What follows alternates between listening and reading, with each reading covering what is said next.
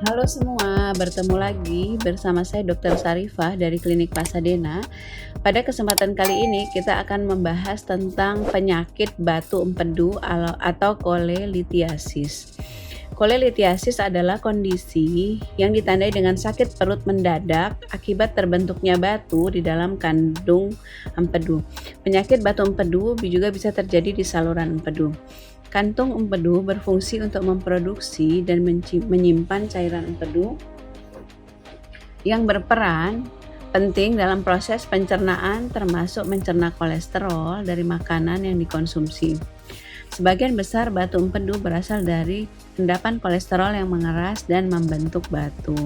Penyebab penyakit batu empedu belum diketahui secara pasti, namun tingginya kadar kolesterol dan bilirubin di dalam kandung empedu diduga menjadi penyebab utama terbentuknya batu empedu.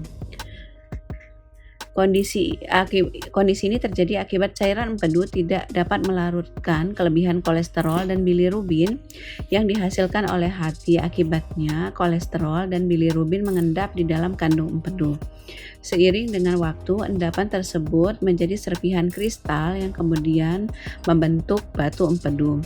Terbentuknya batu empedu juga dipengaruhi oleh beberapa faktor, yaitu usia 40 tahun ke atas, obesitas, ibu hamil serta wanita yang telah memiliki anak atau sedang menjalani terapi hormon estrogen, konsumsi makanan tinggi kolesterol, tinggi lemak, dan rendah serat, berat badan yang turun drastis, riwayat batu empedu dalam keluarga, diabetes, penyakit liver seperti sirosis, kelainan darah seperti leukemia atau anemia, sel sabit, gangguan pencernaan seperti Crohn disease atau irritable bowel syndrome, konsumsi obat-obat penurun kolesterol. Gejala batu empedu atau kolelitiasis umumnya tidak menimbulkan gejala, namun gejala dapat muncul jika batu empedu menyebabkan saluran empedu tersumbat. Gejala utama penyakit batu empedu adalah nyeri di bagian kanan atas atau tengah perut yang dapat menyebar ke bagian tubuh lain seperti bahu dan tulang belikat. Sakit perut ini muncul secara tiba-tiba dan bisa berlangsung selama beberapa menit hingga jam. Nyeri bisa muncul dan menghilang tanpa dipengaruhi kondisi apapun. Di samping perut, gejala lain dapat muncul jika penyumbatan saluran empedu mengganggu fungsi organ tubuh lain seperti pankreas atau usus kecil. Gejala yang muncul meliputi muntah, mual, sakit maag, perut kembung, dan hilang nafsu makan serta diare. Kapan kita harus ke dokter? Segera periksakan diri ke dokter jika mengalami sakit perut secara tiba-tiba dan disertai dengan gejala yang telah disebutkan di atas. Pemeriksaan oleh dokter perlu dilakukan untuk mengetahui penyebab dan menentukan pengobatan yang tepat. Segera ke rumah sakit terdekat jika mengalami demam tinggi disertai menggigil, penyakit kuning, serta sakit perut hebat yang berlangsung lebih dari 8 jam. Kondisi ini, pengobatan perlu segera diberikan agar tidak terjadi komplikasi. Seperti disebutkan sebelumnya, obesitas merupakan salah satu faktor pemicu kolelitiasis.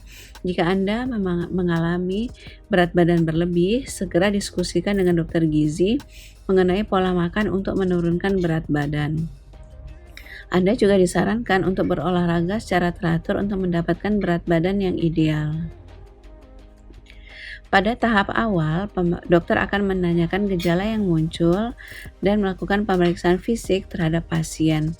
Dalam pemeriksaan fisik, dokter akan meminta pasien untuk menarik nafas, kemudian menekan perut bagian kanan atas. Jika terasa sakit, pasien diduga mengalami peradangan di kantung empedu. Dokter juga akan melakukan pemeriksaan apakah ada tanda kuning dengan melihat apakah warna mata dan kulit menguning. Selain itu, untuk menentukan tingkat keparahan batu empedu, dokter akan melakukan pemeriksaan lanjutan, yaitu dengan pemindaian, bisa dengan USG perut, CT scan, MRI, atau endoscopic retrograde cholangiopankreatografi. Selain pemindaian, tes darah juga dapat dilakukan untuk mendeteksi kemungkinan penyakit yang disebabkan oleh batu empedu seperti pankreatitis. Pengobatan batu empedu tergantung pada ada atau tidaknya gejala.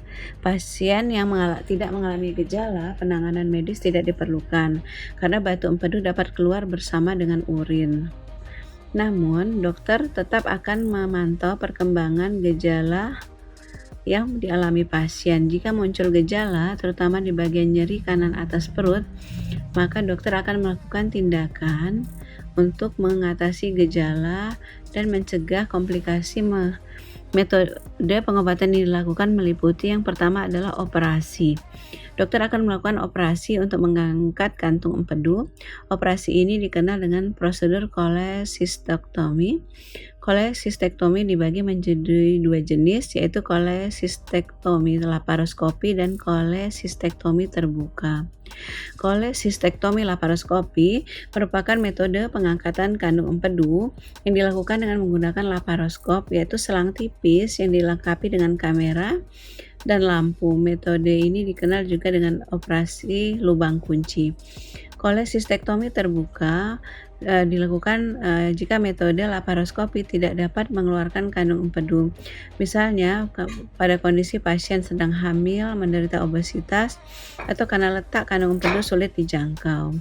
Saat tindakan kolesistektomi, dokter bedah juga akan melakukan eksplorasi pada saluran empedu untuk melihat batu-batu yang menyumbat di saluran empedu. Meski tidak lagi memiliki kandung empedu, penderita dapat beraktivitas secara normal. Hal ini karena pengangkatan kandung empedu tidak akan mempengaruhi kemampuan tubuh untuk mencerna makanan. Penderita hanya akan lebih sering buang air kecil dan mengalami diare ringan selama beberapa waktu. Obat-obatan digunakan jika batu empedu berukuran kecil dan pasien mengalami gejala ringan atau apabila kondisi pasien tidak mungkin untuk menjalani operasi, misalnya karena menderita obesitas morbid. Obat yang paling sering diberikan adalah ursodeoxycholic acid. Obat ini membantu melarutkan batu empedu melalui urin. Namun pemberian obat jarang dilakukan karena beberapa alasan berikut.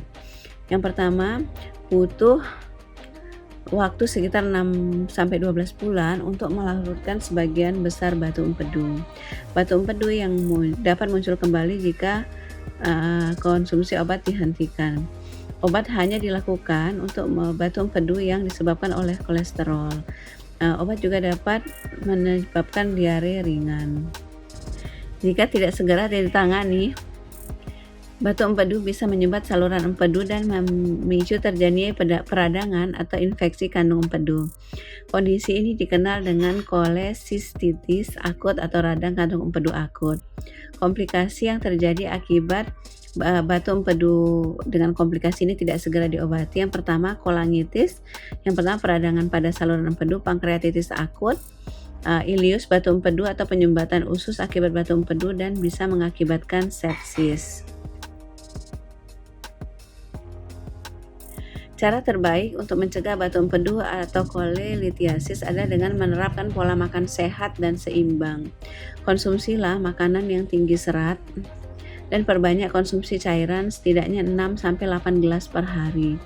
Makan dengan porsi kecil tapi rutin juga membantu tubuh lebih mudah mencerna makanan.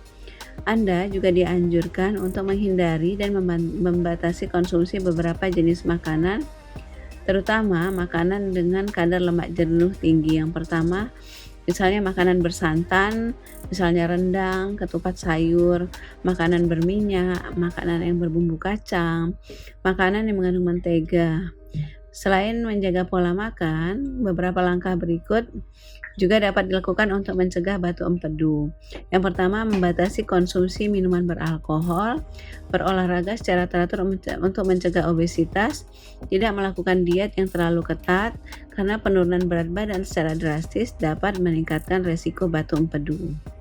Demikianlah informasi tentang batu empedu yang saya bagikan kali ini. Semoga dapat diambil manfaatnya. Sampai jumpa di video berikutnya.